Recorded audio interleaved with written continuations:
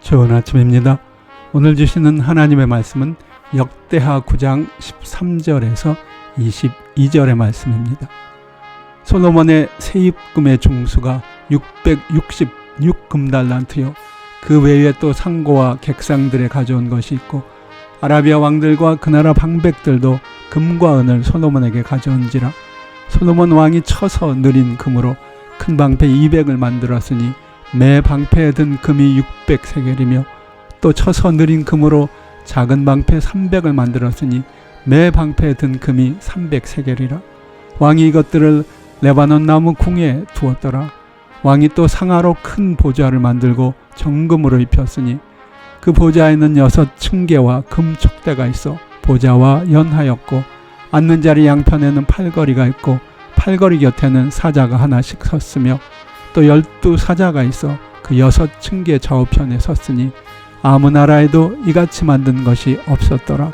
솔로몬 왕의 마시는 그릇은 다 금이요, 레바논 나무 궁의 그릇들도 다 정금이라. 솔로몬의 시대에 은을 귀히 여기지 아니함은 왕의 배들이 후람의 종들과 함께 다시스로 다니며 그 배가 3년에 1차씩 금과 은과 상아와 잔나비와 공작을 실어오미더라. 솔로몬 왕의 재산과 지혜가 천화 열왕보다 큰지라. 오늘의 제목은 솔로몬의 영광입니다.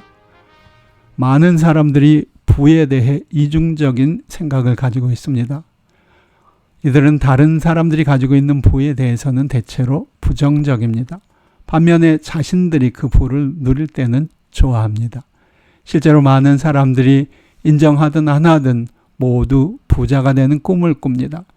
저는 그것을 인간의 가장 기본적인 본성 중에 하나라고 믿습니다. 가끔 사회주의 사상이나 공산주의 사상을 가진 나라에서 그런 것을 부인하는 듯한 태도를 보이는데, 그것은 인간 자체를 부정하는 것이나 다름없는 것이라 생각합니다. 그런 사상이나 제도들은 반드시 실패할 수밖에 없습니다. 실제로 많은 공산주의나 사회주의 나라들이 결국은 큰 부정부패에 빠져 패망하는 모습을 수없이 보아왔습니다. 인간의 본성을 바꿀 수 있는 정치 제도나 체제는 있을 수 없습니다. 자본주의도 그 나름의 문제가 없지 않습니다. 그러나 최소한 자본주의는 인간의 본성을 있는 그대로 인정한다는 점에서는 옳다고 믿는 것입니다.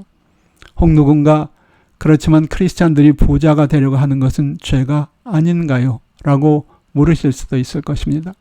한마디로 말씀드리자면 그것은 절대로 죄가 아닙니다.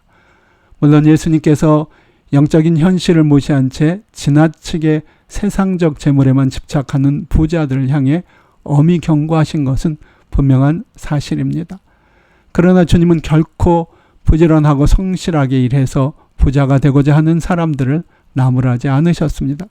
성경 전체의 논조도 그렇게 사람들이 세상에서 부와 영광을 추구하는 것을 죄악시하지 않고 삶의 자연스러운 일부분으로 받아들입니다.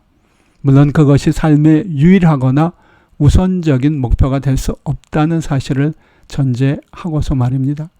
더 나아가 많은 경우 세상적인 부와 영광은 하나님의 은혜의 선물로 주어지기도 합니다. 오늘 말씀에 기록된 솔로몬의 영광도 그런 관점에서 쓰여진 것입니다. 솔로몬과 그 시대의 이스라엘 사람들은 이전에도 이후에도 없었던 엄청난 부와 영광을 누립니다. 그리고 지금까지 다윗과 솔로몬 시대의 일들을 조심히 살펴보았다면 이 영광과 부는 이들의 하나님에 대한 사랑과 신실함에 대한 축복으로 주어진 것이라는 사실을 볼 수 있습니다. 솔로몬의 이런 영광은 장차 모든 사람들이 누릴 천국의 영광의 그림자이기도 합니다. 물론 다윗과 솔로몬은 이런 세상적 부와 영광에 앞서 신령한 영적인 은혜를 받았습니다. 세상적인 부귀 영광은 그 영적 은혜의 부산물로 주어진 것이었습니다. 만약 그런 영적인 축복이 동반되지 않는 세상의 부와 영광이라면 먼지와 같이 허무한 것에 불과했을 것입니다. 예수님께서 들에 핀 백합화의 영광이 솔로몬의 모든 영광보다 더 귀하다고 말씀하신 것은 바로 그런 의미의 말씀이셨습니다. 현실적으로 우리들 중 많은 사람들이 솔로몬과 같은 부와 영광은 누리지 못할 것입니다.